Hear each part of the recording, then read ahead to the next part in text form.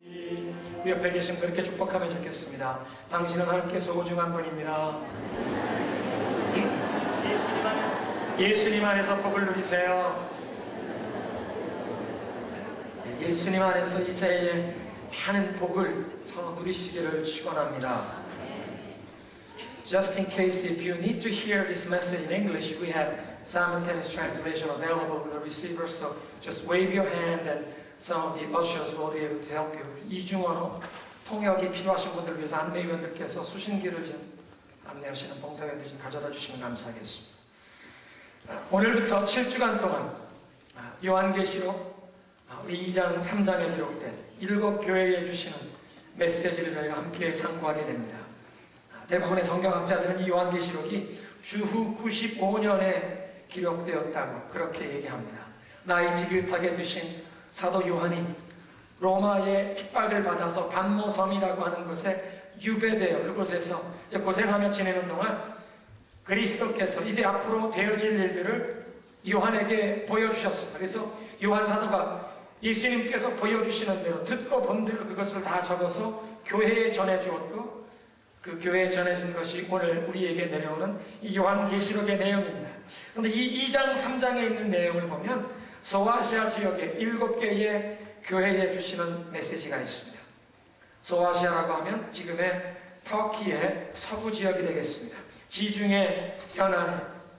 그리고 이제 이 계시록에 있는 7개의 교회는 에베소라고 하는 그 항구 도시를 시작으로 해서 북쪽으로 서머나가 있고 그 다음에 버가모가 있고 거기에서 이제 동남쪽으로 돌면서 시계 방향으로 돌듯이 거기에 두아디라와 사데와 빌라델비아, 라오디게아 이 7개의 교회가 이렇게 순서적으로 있습니다. 어쩌면 그 에베소에서 시작되어서 그렇게 수많은 도로가 있는 어떤 그런 교통의 네트워크에 있는 도시들이라고 그렇게 할 수 있겠습니다. 그렇다면 2000년 전에 터키 서부 지역에 있는 그 교회에 주신 메시지를 2000년이 지난 지금 우리가 왜 귀 기울여야 합니까? 이 요한계시록 2장과 3장에 있는 이 7개의 교회는 사도 요한의 시대부터 지금까지 존재하는 세계 각처에 있는 이 온 시대를 다 망라하여 전 세계 그 모든 다양한 교회들의 특성을 이 7개 교회가 다 가지고 있습니다. 무슨 얘기냐면 요한계시록 2장, 3장에 있는 이 7개 교회는 모든 교회들을 다 대표하는 그런 모습입니다. 그래서 이 7개에 주신 메시지는 오늘 현대교회, 우리에게도 주시는 메시지라는 것입니다. 성경에 그 이름이 등장하는 이 역사적인 7개의 교회에 주시는 그 메시지를 오늘 나에게 주시는 메시지로, 우리 교회에 주시는 메시지로, 우리 가정에 주시는 메시지로, 내가 속한 이 믿음의 공동체에 주시는 그런 메시지로 우리가 받게 될 때 2012년을 시작하면서 우리의 신앙의 현 주소를 점검하게 될 때 우리에게 큰 축복이 임하게 될 줄로 믿습니다. 그래서 오늘은 이 7교회 중에 첫 번째인 에베소 교회에 주신 메시지를 상고하겠습니다. 옛부터 에베소는 소아시아 지역에서 아주 잘 알려진 항구 도시였습니다. 동서무역의 그 교통의 요지에 위치한 활발한 무역의 중심지였습니다. 그래서 소아시아 지역에서 가장 인구가 큰 도시, 가장 번화한 중심 도시가 되었습니다. 그래서 로마 제국 시대에는요, 수도인 로마에서 이 동쪽으로 제국의 영토로 가는 길목에 위치한 첫 번째 가장 큰 번화한 항구 도시였기 때문에 이 소아시아와 또 갈라디아 그 동편에 있는 모든 지방에 부임하는 로마의 총독이 에베소를 통해서 그 동쪽의 아시아 대륙에 들어갔습니다. 그래서 이 로마 제국의 총독이 처음 아시아 땅에 발을 내딛는 도시, 부임하는 로마 총독이 처음 입항하는 도시라는 그 전통을 로마 황제가 어명을 통해 확인해 줄 정도로 그렇게 이 로마 제국의 동부 지역에는 아주 유력한 도시가 되었다는 것입니다. 이렇게 로마 제국의 이 정치, 군사적으로만 아니라 기독교 역사에도 이 에베소는 굉장히 유서가 깊은 지역입니다. 우리 신약 성경에 사도 바울이 이 에베소에 있는 교회 성도들에게 쓰신 편지가 있습니다. 뭡니까? 에베소서. 신혼 부부들이 제일 읽기 좋아하는 그 에베소서가 아니라 에베소서. 이 에베소라고 하는 도시에 있는 성도들에게 글을, 서신을 써서 보낸 것이라는 뜻입니다. 사도행전 19장을 보면 사도 바울이 선교 여행을 하다가 에베소에 왔어요. 거기서 제자들을 만납니다. 근데 이 제자들이 세례 요한의 세례까지만 알고 있습니다. 회개하라, 천국이 가까웠느니라, 거기까지만 알고 있습니다. 당신들 믿을 때 성령을 받았느냐? 우리는 성령이 있다는 것을 들어보지도 못했습니다. 예수 그리스도의 복음을 전합니다. 성령이 그들에게 임했습니다. 사도 바울이 이제 그들을 데리고 두란노 서원이라는 곳에서 2년 동안, 정확하게 따지면 2년 3개월 동안 매일매일 말씀을 강론했습니다. 한 곳에서 2년 3개월 매일매일 말씀을 가르치는 엄청난 열정을 투자해 그 에베소 교회가 세워졌습니다. 사도 바울이 더 선교여행을 다른 곳으로 떠날 때 그냥 떠나지 않고 자기의 영적인 아들인 디모데 목사를 에베소 교회를 목회하도록 맡겨둡니다. 그리고 다른 곳에 선교여행을 다니다 보니 곧 빠른 시일 내에 에베소 교회에 돌아갈 수 없을 것 같아서 그 전선 목사에게 어떻게 교회를 섬겨야 하는지 글을 써서 보내주었는데 그것이 디모데 전서입니다. 에베소 교회를 목회하는 목회자에게 보낸 편지입니다. 뿐만 아니라 기독교 역사를 보면 나중에는 사도 요한이 에베소 교회의 감독으로 섬겼다는 그런 증거가 있습니다. 사도 바울이 떠난 뒤에 또 디모데도 그걸 섬기다가 또 다른 교회에 섬기도록 나중에 옮겨진 뒤에 사도 요한이 에베소 교회의 감독으로 섬겼다는 것입니다. 또 내려오는 기독교의 전통의 전승에 의하면 성모 마리아, 예수님의 어머니 마리아께서 그 말년을 에베소에서 보내다가 소천했다는 그런 역사적인 전승이 있습니다. 또 다른 면에서 에베소 교회가 우리 기독교인들에게 이 유서 깊은 도시가 된 것은 이 동서로 가로지는 그 교통의 요지였기 때문에 이 로마 질주에서 기독교인들을 핍박해서 기독교인들을 잡아 로마, 수도인 로마로 끌고 가서 로마의 공설운동장에서 모든 시민들이 나와 구경하는 가운데 사자에게, 맹수에게 잡아먹히도록 그렇게 하지 않았습니까? 그렇게 순교자로 끌려가는 이 제국의 동쪽에서 사로잡힌 사람들이 다 끌려서 에베소까지 끌려가면 에베소에서 배를 태워 로마로 압송했다는 것입니다. 그래서 모든 순교자들이, 제국의 동쪽에서 온 순교자들이 다 에베소를 지나게 됩니다.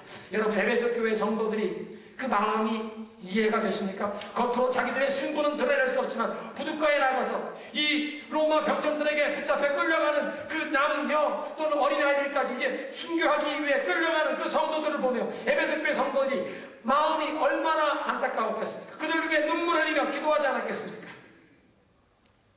그래서 후에는 에베소가 순교자에 통과하는 관문 도시라, The passageway of those who are slain unto God. 그 안디옥의 감독이었던 이그네시우스가 이런 글을 사도 요한이 요한계시록을 쓴 한 20년 뒤에 그런 글을 씁니다. 로마로 순교하기 위해 끌려가는 모든 순교자들이 거쳐가는 관문의 도시. 그렇게 우리 기독교인들에게 이 에베소는 정말 마음에 와닿는 그런 도시입니다. 어쩌면 이렇게 에베소가 소아시아 지역에서 정치적으로 또는 경제적으로 여러 가지 면에서 알려져 있고 에베소 교회가 이렇게 잘 알려져 있었기 때문에 소아시아 7교회, 교회에 주시는 메시지 가운데 에베소에게 주시는 메시지가 제일 처음 등장한지 모르겠습니다. 어쩌면 에베소 교회 교인들은 우리는 아시아 지역 교회의 장자 교회라 자부심을 가지고 있었을지도 모르겠습니다. 그런데 그 에베소 교회를 향해 예수님께서 메시지를 주시는데 뭐라고 말씀하십니까? 제일 먼저는 그 메시지를 주시는 분이 누구신지, 발신자, 주님이 누구신지를 밝히고 있습니다. 오른손에 7뼈를 붙잡고 7 금촛대 사이를 거니시는 이가 이 말씀하시느니라. 7뼈를 붙잡았다는 게 무슨 뜻입니까? 요한계시록 1장 20절에 보면 그 7뼈는 그 교회에 하나님께서 메시지를 전하도록 세워두신 사자들이라고 얘기합니다. 그 교회의 영적인 지도자라는 것입니다. 7뼈를 붙잡으신 분이라는 것은 그 교회에 세우신 영적인 지도자들을 주님이 주관하시고 붙드신다는 것입니다. 7뼈를 붙잡고 계신 분, 그 7교회의 사자들을 하나님의 말씀을 대언하고 영적으로 지도하는 그 주의 종들을 붙잡고 계신 분, 여러분, 하나님께서는요 하늘의 별들을 다 아시고 그 별 하나하나 이름을 부르신다고 말씀하십니다. 어떤 별을 어느 자리에 두어야 할지 결정하시는 것은 하나님이십니다. 그 별을 하나님이 붙잡아 주시지 않으면 그 별들이 떨어지고 말 것입니다. 영적인 지도자들, 어두움 가운데 빛을 발하라고 세워주시는 분도 하나님이시요 그 주의 종들을 붙잡아 주시는 분도 하나님이신 줄로 믿으시기 바랍니다. 영적인 지도자들은 하나님께 맡겨야 합니다. 하나님의 절대 주권 가운데 7별을 붙잡고 계신 분, 하나님의 절대 주권하에 붙잡고 계시다는 것입니다. 그런가 하면 두 번째로는 예수님께서 이 7 금촛대 사이에 왕래하시는 분이라. 그 뜻은 보니까 계시록 1장 20절에 그 7 금촛대는 7 교회니라. 그럼 그 7 교회 금촛대 가운데 왕래하시는 분이라는 것은 예수님께서 교회에 임재하시는 분이라는 뜻입니다. 촛대 사이를 거니시는 분, 교회에 임재하셔서 교회의 모든 상황을 다 보고 듣고 아시는 분이라는 뜻입니다. 하늘의 보좌, 그 영광의 보좌 우편에 앉아 계신 것뿐만 아니라 오늘 우리 교회 가운데 임하셔서 주님께서는 교회의 그 모든 상황을 다 보고 계시다는 것입니다. 주님을 기쁘시게 하는 일들도 보고 또 교회의 부족한 부분도 보는 것입니다. 우리의 마음의 간절한 소원과 기도의 제목도 다 보고 계십니다. 당신을 기쁘게 하는 칭찬거리도 알고 계시고 그런가 하면 하나님 보시기에 안타까운 그런 일들도 다 알고 계시는 분. 그래서 주님께서는 결코 주의 교회를 잊지 아니하십니다. 이사야 49장 16절에 말씀하시죠. 내가 너를 내 손바닥에 새겼느니라.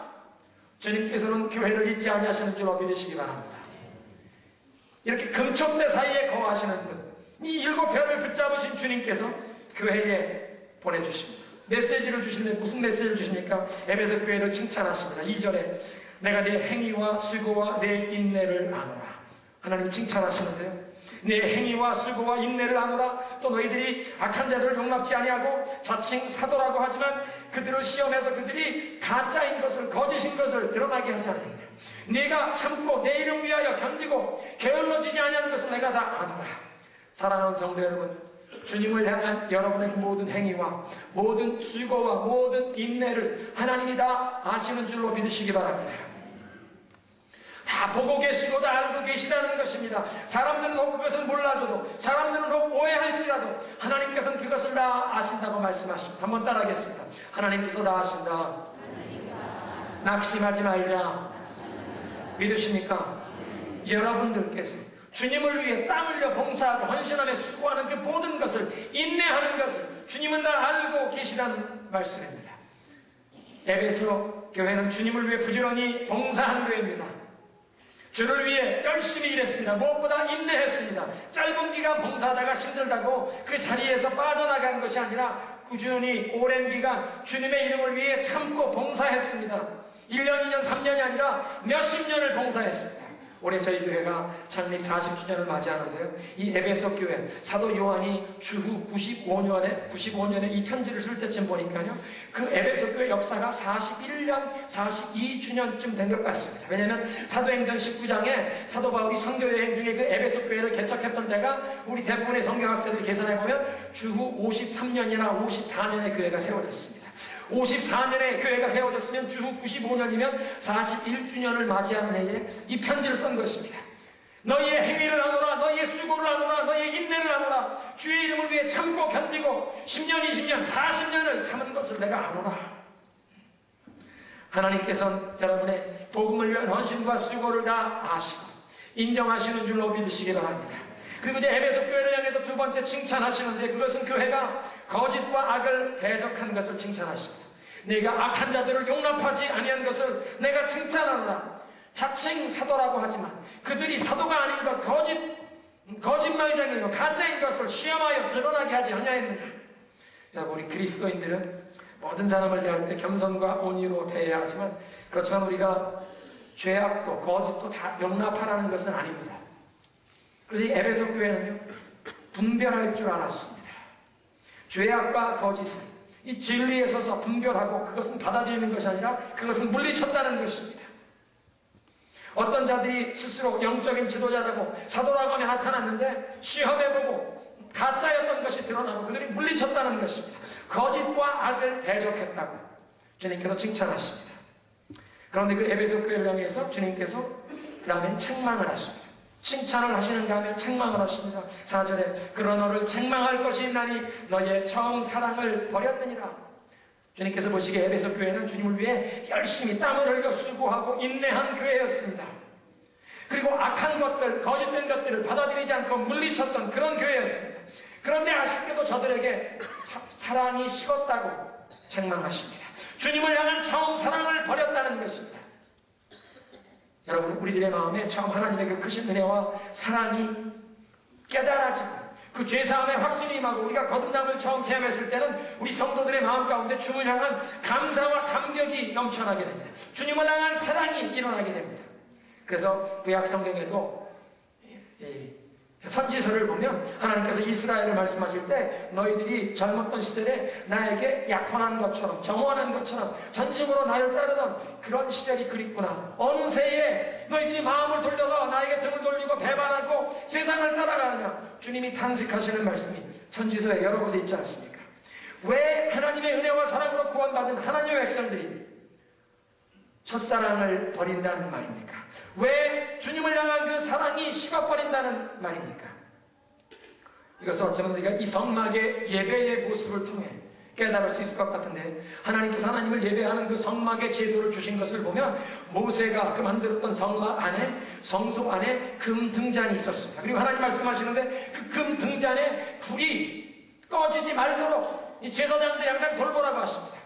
뭐 1시간마다 한 번씩 들어가든 계속 들어가서 그 금 등잔에 기름이 충분히 있는지 그 불이 꺼지지 않도록 24시간 계속 교대로 제사장들이 그 성소에 들어가 그 불꽃을 돌보아야 했던 것입니다. 마찬가지로 우리 심령에 주님을 향한 이 사랑의 첫사랑의 불꽃은 매일 지속적으로 이 불꽃을 관리하지 않으면 그 불꽃이 꺼지게 되어 있습니다. 그래서 주님을 향한 이 첫사랑의 불꽃, 주님을 향한 우리의 이 마음의 중심을 지키려면 세상 것에 마음을 빼앗기지 않아야 합니다. 구약 성경에 보면요, 하나님을 향한 열심을 가지고 첫사랑을 가지고 시작했다가 세상 것에 마음을 빼앗겨서 이 첫사랑을 잃어버린 사람들의 이야기가 있습니다. 그 중에서 특별히 다윗 왕의 아들이었던 솔로몬 왕이 유명한 것 같습니다. 왜 솔로몬이 하나님을 향한 첫사랑을 잃어버리고 그 사랑이 식어버렸습니까? 그 이유는 수많은 이방 여인들을 아내로 맞이했던 것이 그에게 올무가 되지 않았습니까? 하나님께서 여호와 신앙을 지키기 위해서 이방 사람들과 통혼하지 말라고 하십니다. 신앙이 다른 사람들과 결혼하지 말라 하나님이 분명히 말씀하셨습니다. 그런데 솔로몬 왕은 그 말씀을 어기고 많은 이방 나라 공주들과 정략 결혼을 했습니다. 700명의 공주들을 아내로 맞이했습니다. 그 여인들 이름이나 다 기억했나 모르겠네요. 700명의 공주들만 아내로 맞은 것이 아니라 첩이 300명이 있었습니다. 1000명의 여인을.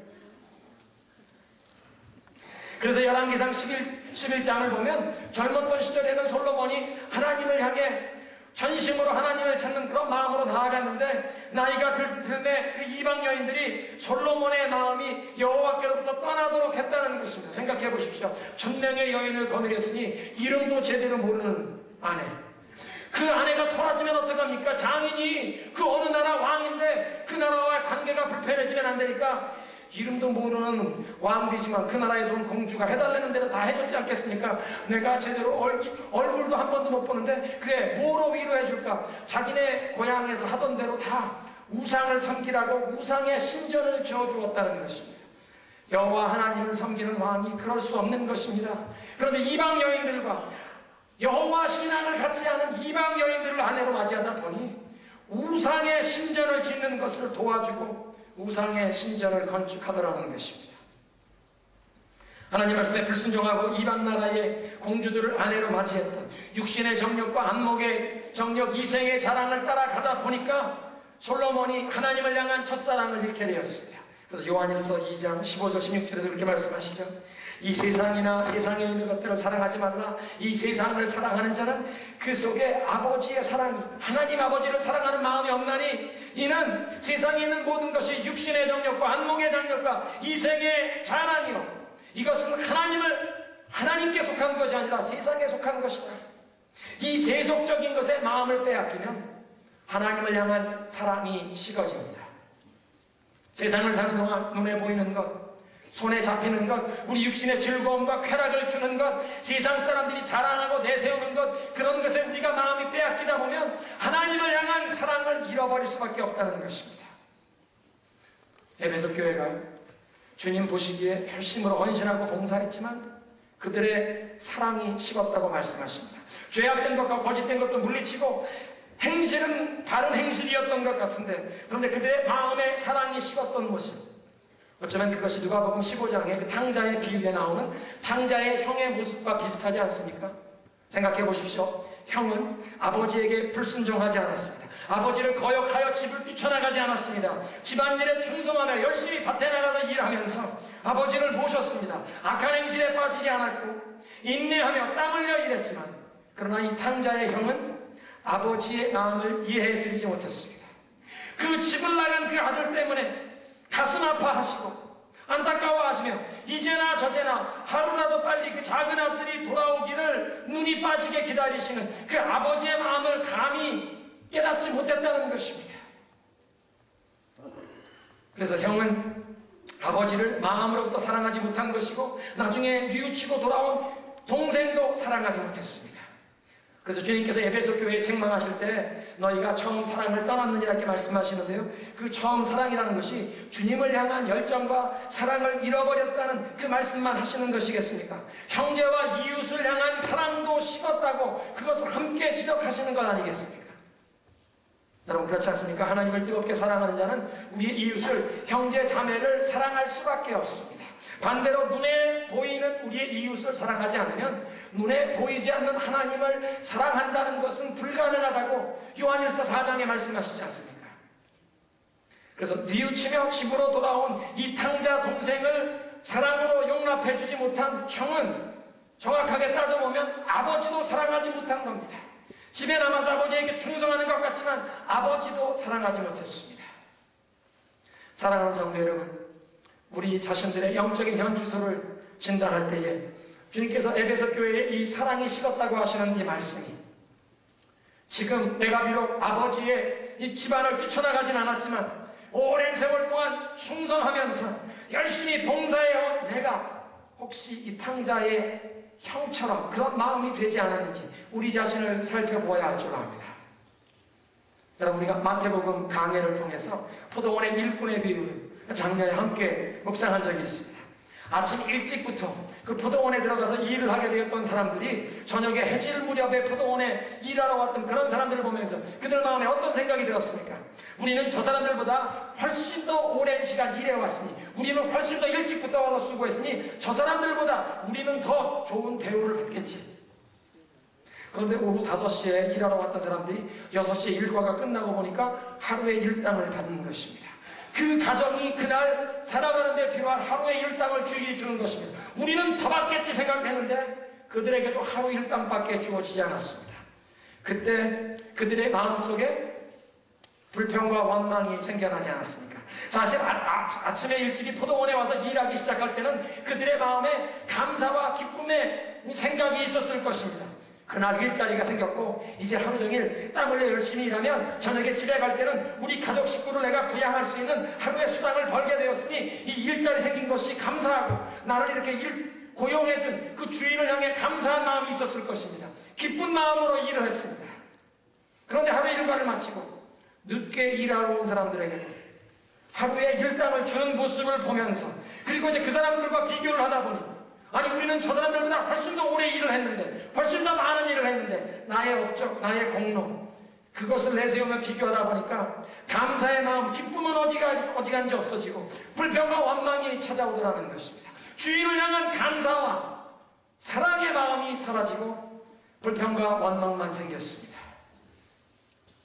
첫사랑이 식어버리는 것과 관련해서 이 포도원 품꾼의 비유가 말씀해 주시는 것은 다른 사람과 비교하지 말라는 것입니다. 비교 때문에 우리 마음의 감사와 그 기쁨을 빼앗기지 말고 주님을 향한 감사와 기쁨으로 나아가라고 말씀하십니다. 솔로몬 왕은 세상 것에 마음을 빼앗겼다가 주님을 향한 사랑을 잃어버렸습니다. 그런데 탕자의 형이나 이 포도원 품꾼은 보면 남과 비교하면서, 탕자의 형도 동생을 비교해보면서 나는 집도난 적이 없고 나는 아버지에게 순종만 했는데 저 못난 자식, 동생을 정죄하고 동생과 비교하다 보니 나의 의로움을 붙잡다 보니 아버지를 사랑하지 못했다는 것입니다. 그런데 주님께서 이렇게 책망만 하시는 게 아니라 어떻게 시정해야 하시는지를 말씀해 주십니다. 5절입니다. 그러므로 어디서 떨어졌는지를 생각하고 회개하여 처음 행위를 가져라. 이 처음 행위를 가지라는 말씀은 첫사랑을 회복하라는 말씀입니다. 왜냐하면 사랑이라는 것이 단순한 느낌만이 아니라 우리의 마음에 그 진실된 것이 행동으로 옮겨지는 것이기 때문입니다. 처음 행위, 하나님을 향한 첫사랑을 표현하며 살았던 그 모습을, 그 헌신을 다시 회복하라 주님 말씀하십니다. 회개하거라. 주님을 향한 열정과 사랑으로 행했던 그 시절을 기억하고 그 첫사랑을 잃어버린 것을 주님 앞에 부끄럽게 알고 주님 앞에 회개하며 겸손한 마음으로 그 첫사랑을 잃어버린 것을 뉘우치거라. 그리고 처음 행위를 가져라. 첫사랑을 회복해라. 어떻게 첫사랑을 회복하게 됩니까?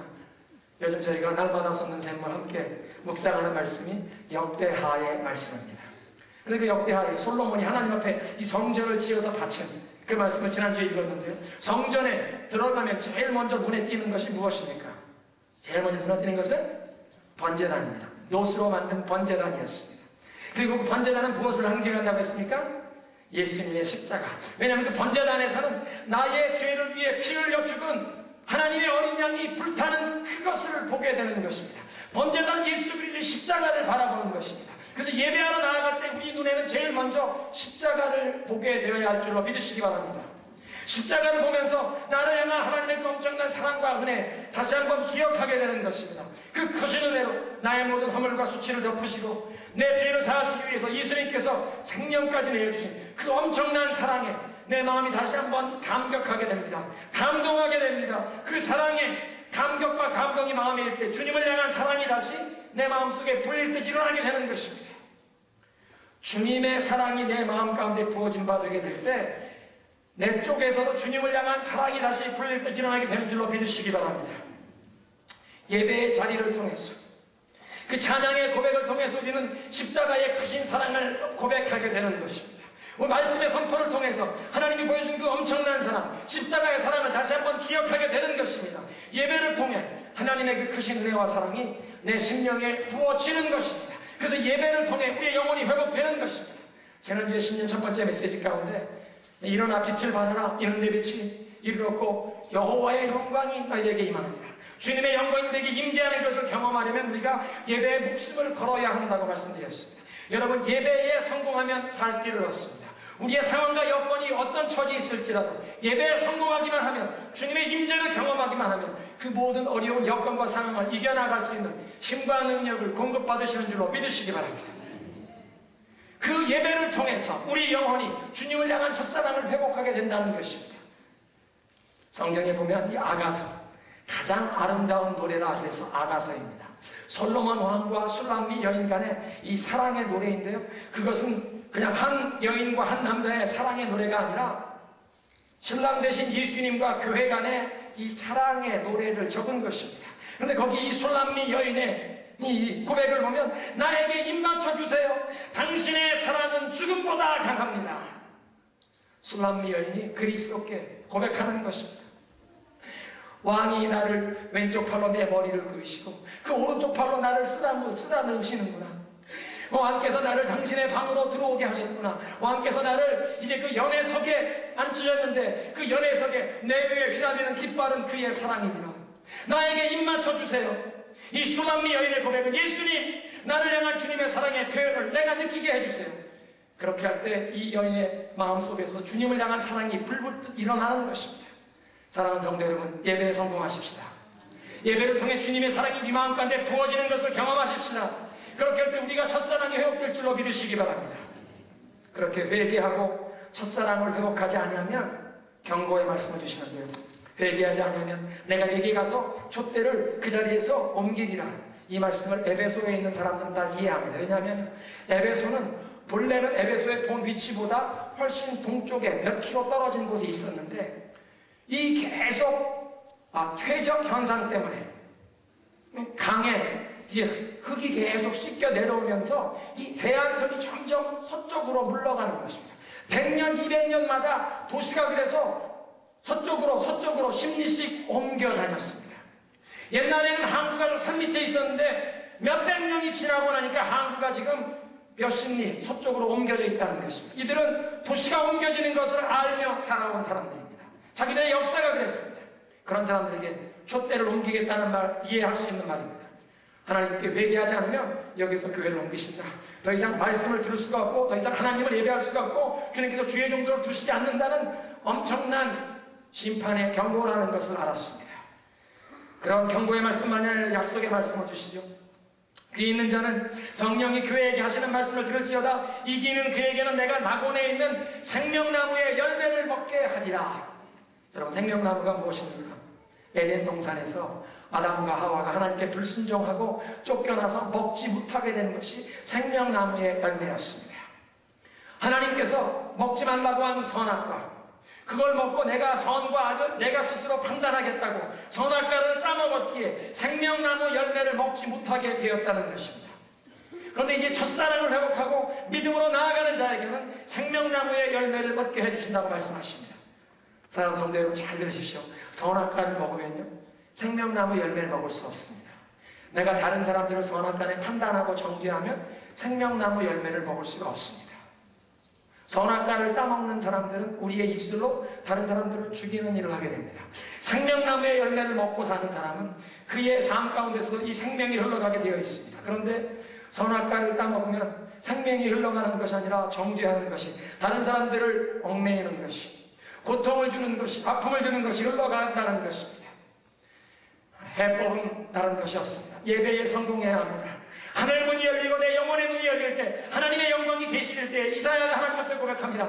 화로다, 나는 입술이 부정한 사람이요, 입술이 부정한 백성 가운데 거하는데 내 입술도 부정해서 나는 생명나무 열매를 먹은 사람이니까 선악과 열매를 먹고 다른 사람 정죄하고 비난하고 비판하고 깎아내리기만 하는데, 나만 그런 것이 아니라 그런 입술이 부정한 사람들 가운데 살기 때문에 모든 사람들이 입술로 다른 사람 욕하고 험담하고 공격하고 정죄하는 그런 말만 들으면서 살고, 내 영혼도 그런 가운데에서 상해서 내 입술로는 생명의 말, 살리는 말, 사랑으로 덮어주는 말이 아니라 다른 사람 공격하고 아픔 주는 이런 말만 나오는 이런 부정한 사람이 거룩하신 하나님의 영광을 보았구나, 나는 망하게 되었구나. 그에게 할 때에 하나님께서 제단의 숯불로 그의 입술을 찢어주시고 정결케 하시는 역사가 임한 줄로 믿으시기 바랍니다. 사랑하는 성도 여러분, 타코마는 산 좋고 물 좋고 인심 좋은 곳이라고 알려져 있습니다. 너무나 감사합니다. 정이 많은 곳이라고 알려져 있습니다. 그런데 정 많이 준 사람, 배신당하고 실망하면 그만큼 상처도 실망도 커집니다. 우리에겐 정 많은 것보다 은혜가 더 많아야 할 줄로 믿으시기 바랍니다. 그리스도의 십자가의 사랑은요, 무조건적인 사랑입니다. 나 죽고 너 살아라, 나 잡아먹고 너 살아라. 정은 주다가 그 정이 돌아오지 않으면 실망하지만 예수 그리스도의 십자가의 사랑은 이건 초인적인 사랑입니다. 체면이고 뭐고 따지지 않는 사람도 무조건 끌어안고 사랑하는 사랑입니다. 나를 배신하는 사람에게까지 내가 네 발을 깎아줄게. 예수님 보여주신 그 사랑, 그 사랑은 초자연적인 변화에 십자가의 은혜가 임할 때에만 가능한 것입니다. 주님, 올해에는 우리 타코마 중앙장로교회 이 은혜가 충만하게 하옵소서. 정이 빛나는 것이 아니라 은혜가 빛나야 할 줄로 믿습니다. 예수 그리스도의 십자가의 사랑이 빛나야 할 줄로 믿습니다. 산 좋고 물 좋고 인심 좋은 것 플러스 은혜가 충만한 그리스도의 십자가의 사랑의 감격에 우리의 영혼에 이 놀라운 주님을 향한 첫사랑이 불붙어야 할 줄로 믿으시기 바랍니다.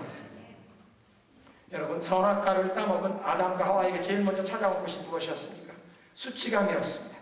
그 전까지는 벌거벗었어도 서로 부끄러운 것을 몰랐던 사람들인데 선악과를 먹는 순간부터 부끄러움을 느끼기 시작했습니다. 부부간에도 무엇인가 가리고 감추고 위장해야 하는 관계가 되었습니다. 비극입니다. 선악과를 먹었기 때문에 그렇습니다. 그러나 그 선악과를 먹은 그 비극에서 건져주시는 유일한 해법은 예수 그리스도의 십자가인 줄로 믿으시기 바랍니다. 우리의 모든 허물과 죄악을 품으신 예수님의 십자가의 사랑, 그 십자가의 사랑은 이 선악과의 저주를 떠나게 하시고 우리에게 이 생명나무의 그 열매를 먹게 하시는 은혜가 임하는 줄로 믿습니다. 여러분, 예수님의 그 십자가의 사랑과 은혜가 생명나무의 열매입니다. 십자가가 생명나무입니다. 믿으십니까? 주님의 십자가를 묵상하십시다. 주님, 나의 모든 교만을 다른 사람과 비교하면서 불평과 원망하고 하나님 다른 사람 정죄하고 나의 의, 내가 더 많이 봉사하고 내가 더 많이 일했다고 나의 의를 내세우고 나의 공로를 내세우고 이 모든 미련함 내려놓겠습니다. 더 이상 다른 사람 나처럼 열심히 봉사한다고 정죄하거나 비판하지 않겠습니다. 그저 십자가만 묵상하고 나를 품어주신 하나님의 그 은혜에 감사 감격하여 주님 첫사랑으로 주님께 나아가길 원합니다. 주님, 오늘 이 시간에 이 자리를 떠나기 전에 나에게도 이 첫사랑의 회복을 주옵소서. 우리 그런 믿음의 고백을 이 시간 찬양을 올려드리겠습니다.